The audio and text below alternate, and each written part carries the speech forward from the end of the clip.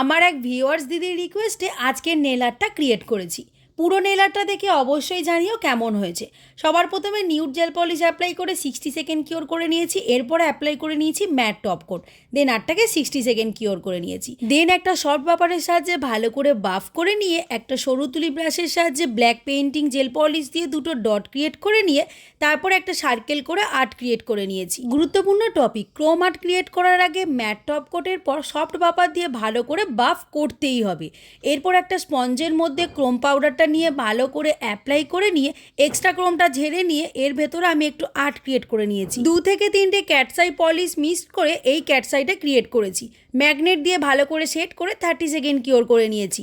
সব শেষে অ্যাপ্লাই করে নিয়েছি টপ কোট। টপ কোটটা কিওর করার আগে আমি একটু সুন্দর দেখানোর জন্য ছোট্ট করে একটা ফ্লাওয়ার স্টোন ক্রিয়েট করে 60 সেকেন্ড কিওর করে নিয়েছি। ব্যাস, আমার আর্ট কমপ্লিট। কি বন্ধুরা, কেমন লাগলো আমার ভিউয়ার্স নবনীতাদির রিকোয়েস্টের নেল আর্টটা?